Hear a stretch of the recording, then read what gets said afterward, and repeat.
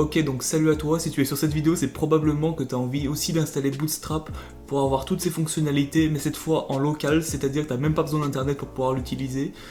Et du coup, par conséquent, il faudra le télécharger en fichier. Donc ce qu'on va faire, ça va être très simple, on va aller sur Google, on va marquer Bootstrap, on va aller sur le premier lien et on va cliquer sur Download directement, bam.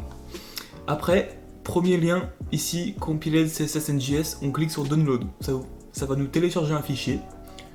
On a juste à attendre un petit moment. Ici voici. On ouvre. Et là on peut voir Bootstrap. Qu'est-ce qu'on va faire avec ça? On va prendre les deux fichiers qui sont à l'intérieur, on va faire un copier. Et on va le mettre dans le dossier racine qu'on a créé juste avant.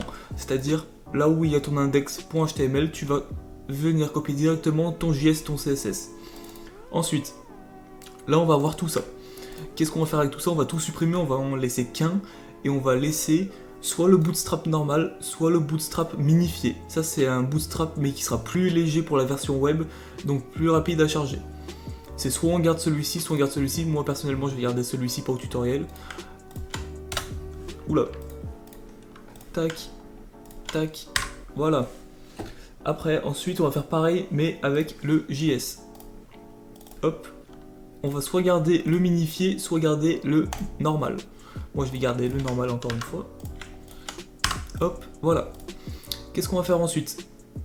On va aller directement dans notre fichier ou sur l'éditeur de texte où on a mis nos deux, on peut voir là, nos deux fichiers, donc JS et CSS, et on va venir mettre directement le CSS dans un premier temps. Donc on va marquer link, on va mettre CSS, tac, bootstrap.css. Même pour faire plus clean, on va pouvoir faire tac, on va mettre bootstrap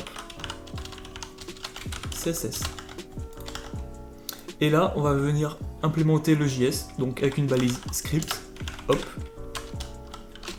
Allez, script, tac. Et on va mettre la source qui va être JS bootstrap.js. Et voilà.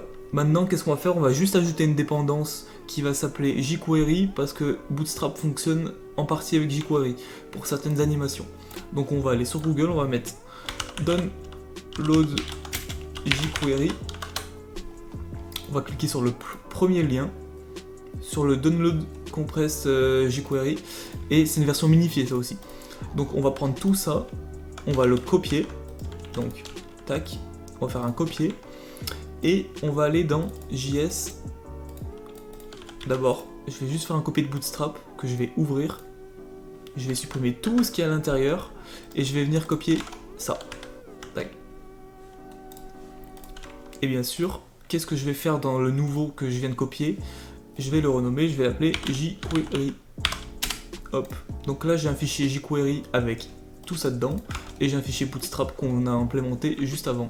Donc maintenant je retourne ici, je mets bien mon script jQuery avant le Bootstrap, tac, et voilà, c'est tout, il n'y a rien besoin de faire de plus. Et maintenant tu peux utiliser Bootstrap en local sans avoir besoin d'avoir une connexion internet. Voilà. Donc si cette vidéo t'a plu, n'hésite pas à t'abonner, à liker et à me dire, surtout très important en commentaire, ce que t'aimerais que je fasse dans les prochains jours ou les prochaines semaines en HTML, CSS, Bootstrap. Ça peut être ce que tu veux, un bouton, une landing page, peu importe.